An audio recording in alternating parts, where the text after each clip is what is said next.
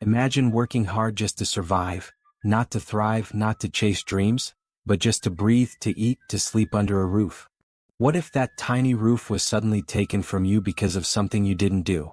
This is the story of Mary, the poor maid who was cast aside, but walked straight into something far greater. Sit back, relax, and see how it all began. Somewhere in the big city of Lagos, lived a young woman named Mary, a quiet, dark-skinned girl from the east, barely 21, with eyes that carried more pain than her age. She had lost her parents in a road accident when she was 16. Left with no siblings, no inheritance, and no real education, she found her way to Lagos with one goal: to survive. And survive she did. She got a job through a security guard who pitied her. He connected her to a cleaning agency that assigned her to clean the offices of Davidson Holdings. It was one of the biggest tech investment companies in Victoria Island, Lagos. Mary had been cleaning at Davidson Holdings for 6 months. But Mary was the girl nobody noticed. She came in early, mopped the floors before staff arrived. She slept in a tiny room behind the security post. No light, no mattress, just an old mat and her small bag. She never complained. She was happy to at least be near light and computers, the kind of things she never saw in her village. She used to smile at the receptionist, greet the gateman, and sometimes when no one was looking she would stare at the pictures in the hallway. One of them showed the company owner, Mr. Charles Johnson, tall, calm, and powerful. The CEO himself. He was rarely seen, but whenever he passed through, the entire building paused. Mary once caught a glimpse of him stepping out of the elevator with 2 men in suits. He was tall, caramel-skinned, with a clean-shaven jawline and eyes that looked like they didn't miss anything. She admired him, not in a romantic way, but the same way a pauper might look at a palace and wonder what it felt like to live without struggle. But their worlds were never meant to cross. Until one innocent day. It was a Friday. Mary had just finished mopping the executive floor early that morning. She was cleaning the corner near the conference room when she noticed a small stain on the glass wall. It was likely from someone's fingerprint. She reached into her bucket, pulled out a cloth and sprayed glass cleaner to wipe it off. That's when Tonia walked in. Tonia Martins. Beautiful, fashionable, rich, and engaged to Charles. Tonia came from a wealthy background and believed strongly in class. She was at the office that morning to drop off food for her fiancé and attend a charity brunch. When she entered the conference area, her stilettos tapped sharply on the tiles. Mary quickly moved aside, bowing her head. "Good morning, Ma," she said softly. Tonia paused, looked her over and frowned. "What's that smell?" she asked, wrinkling her nose. Mary froze. "I just cleaned the glass, Ma. It's the spray." "Well, it stinks," Tonia snapped. Then, without warning, she slipped slightly on the just-mopped section. She didn't fall, just stumbled a little, but it was enough. "Are you mad?" she shouted. "You want me to break my back because of your stupidity?" "I'm sorry, Ma," Mary stammered. "I didn't know." "You didn't know? Didn't they train you? Didn't they tell you to put a wet floor sign?" There is one at the other end, Ma," Mary pointed. Tonia didn't look. She pulled out her phone, dialed someone at the front desk. "Get the cleaning agency on the line. I want this girl out. Today." Mary's heart stopped. "Please, Ma. I don't have anywhere to go. This is also where I sleep." Tonia gave her a long, hard look. "Then you should have been more careful." She turned and walked off. Within 2 hours the supervisor came. They asked Mary to pack her few belongings. She didn't cry. Not because it didn't hurt, but because the pain was too deep for tears. By 6 p.m., she stood at the gate of the company, holding a small Ghana must-go bag. She had 2,350 Nigerian nairas in her pocket. No relatives. No friends. No plan. She walked away from the building slowly, disappearing into the Lagos dusk. But inside that building, something else was happening. Charles had overheard part of the incident earlier. It was during his security team's daily summary, a small report they gave him each night on the happenings in and around the office. He normally skimmed through. But that evening he stopped when he heard a name. Cleaner girl. Mary. Dismissed by Miss Tonia after a floor mopping incident. He raised an eyebrow. Show me the footage. The head of security, nervous, pulled it up. They watched as Mary mopped diligently. Saw how she did place the wet floor sign, just not directly at the corner. They watched how Tonia slipped slightly, then exaggerated her anger. The scene was uncomfortable. Where is the girl now? Charles asked. She has left, sir. Her agency confirmed she was terminated immediately. Charles said nothing for a while. He leaned back. His fiancée was known to be temperamental, but this was cold. He made a quiet decision. Find her. Sir? Find the girl. Tonight. Within an hour, his driver and one of the company guards were searching nearby areas. Luckily, one of the roadside suya sellers had seen a girl crying on the curb near a kiosk. He pointed the team in the direction. They found her sitting under a pedestrian bridge, hugging her bag.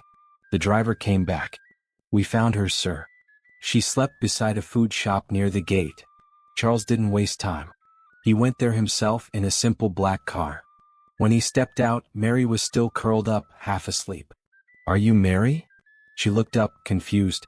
Yes, sir. My name is Mr. Johnson. I own Davidson Holdings. I heard what happened. I want to talk. She stood up immediately, wiped her face. Scared. Nervous. He looked at her kindly. Relax. You're not in trouble. I want to offer you a job, in my home. Mary froze. In your house? Yes. As a maid. Clean, cook, and rest. You won't sleep outside again. Tears filled her eyes. I don't know what to say, sir. Just say yes. She nodded slowly. Her voice cracked. Yes, sir. Anything, sir. And just like that, her new life began.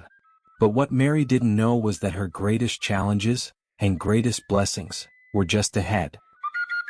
The mansion in Banana Island was nothing like she had seen before. Golden walls, bright chandeliers, floors so clean she was afraid to step in. But inside that beautiful house was a storm waiting. Tonia was in the living room when Charles walked in with Mary. Her face twisted immediately. What is she doing here? She's working here now, he said calmly, as the housemaid. Tonia's smile was tight and fake. Oh, that's lovely. But as Charles walked upstairs, she turned to Mary with fire in her eyes. You think you're clever? You think sleeping on the road was acting? Mary stood quietly. Tonia leaned closer. Try me in this house, and I'll bury your destiny completely. Mary stood in the mansion feeling like a stranger in heaven. Everything was gold, marble, and sparkling. She had her own small room, a clean bed, food on time. But peace? There was none. Tonia hated seeing her in the house. Charles's fiancée, the woman who had gotten her fired in the first place, hated how Charles had ignored her protests and said, she's staying. Period. Worse still, Charles started noticing Mary more, and not in the way Tonia was used to. He spoke to her kindly. Did you eat today? Make sure you get some rest. Don't let anyone stress you, okay? Tonia was watching, and boiling inside. And then the lies begin. It started small. One morning, Tonia walked into the kitchen and quietly poured oil across the marble tiles. She waited a few minutes, then called Mary. Come and mop this nonsense, she said with a cold tone. Mary, ever obedient, came in with a bucket and mop. As she scrubbed the floor, her foot slipped slightly. And that was Tonia's moment. Jesus, this girl wants to kill me, oh. She put oil on the floor. She screamed loud enough for the guards outside to hear. Mary stood there, frozen. I didn't mop you. Shut your mouth. You want to break my legs so you can take over my man? You think you're clever? Staff peeked in from the hallway.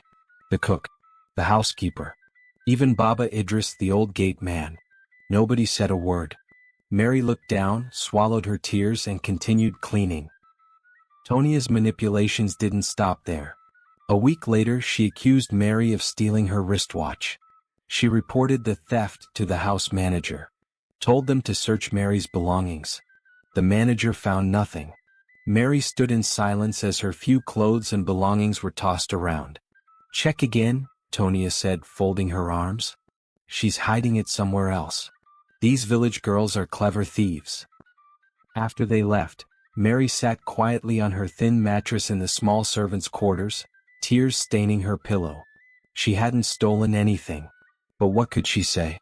She had nowhere else to go. No one to defend her. She only found moments of peace when Charles was around. His presence was like a shield. But he was often away, board meetings, business trips, events. In his absence, Tonia ruled the house like a quiet storm. And Mary? She survived one day at a time. One evening, Charles returned early from a trip. He walked past the gate and saw Mary kneeling beside Baba Idris, cleaning a wound on the old man's leg. She had torn part of her wrapper and used it to wrap the injury. "Why are you doing that?" Charles asked. Mary stood up, surprised. "Sir, he was bleeding. I had to help." "You're not afraid of infection?" "I'm used to treating wounds, sir. My grandmother taught me village herbs and first aid." Charles said nothing, just watched her. She wasn't doing it for praise. She was just kind. Later that night, he quietly asked the staff about Mary. "What kind of person is she?" The cook replied, "Quiet, honest, doesn't talk much." The gardener added, "She always helps. Even washes our plates sometimes." The housekeeper said, "She never complains. Never." That night, Charles sat in his study thinking. Tonia felt it. Charles's eyes had changed. Not with lust, but with something scarier. Respect. So one morning she took a bold step. She snuck into the kitchen, grabbed one of her gold necklaces, and dropped it into the mop bucket Mary had left beside the sink. Then she screamed. "She stole my gold. It's in the water." The entire house rushed in. Mary, confused, looked up from where she had been scrubbing the hallway tiles.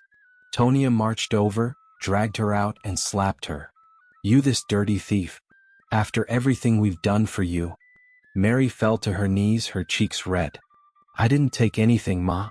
Please believe me, sir." Charles entered just then. He had seen the crowd from the hallway. "Enough," he barked. The room went silent. He walked over to the mop bucket, picked up the necklace and looked at it. "Where exactly did you find this?" he asked. Tonia didn't flinch. "In her bucket. Where else?" He turned to the housekeeper. "Play me the security footage from this morning." Everyone froze. They all followed him to the small control room. The house had CCTV cameras in every major section. The footage played. Tonia entered the kitchen, opened the cabinet, dropped the necklace in the mop bucket, then walked out smiling. Gasps filled the room. Charles turned slowly. "So, she didn't steal it? You framed her?" Tonia looked pale. I was only testing her." "Testing her?" He faced the guards. "Escort her out." Tonia's voice broke. "Wait, you're throwing me out for a maid? A cleaner?" Charles's jaw tightened. "She has more honor in her little finger than you have in your entire body." Tonia screamed, cried, threatened, begged. But it was over. Mary stood in the hallway trembling. She had never seen someone defend her like that. Not once in her life. Tonia's wigs, heels, and designer bags were shoved into a suitcase. She cursed as the guards let her out. And just like that, she was gone. Charles walked over to Mary. "I'm sorry you went through all that. I should have protected you earlier." "I didn't expect you to believe me, sir," she said, voice low. He looked at her, his voice softer now. "I didn't just believe you. I saw you. I watched your actions. I saw your truth." He smiled gently. "Would you like to remain here? Not just as a maid, but as part of this home?" Mary's eyes filled with tears. I'd like that very much." And just when she thought all hope was lost, a truth was revealed. A door opened. But what happens now? Can Mary truly find peace in the same house where she was once treated like trash? Will Charles, the man who saw her pain, protect her, or will his world bring even more chaos into hers? This is just the beginning of Mary's journey. Find out what happens next. Don't miss part 2 of this emotional African story. Subscribe to this channel so you never miss an update. Like, share, and drop a comment below if Mary's story touched you. Thank you for watching. See you in part 2.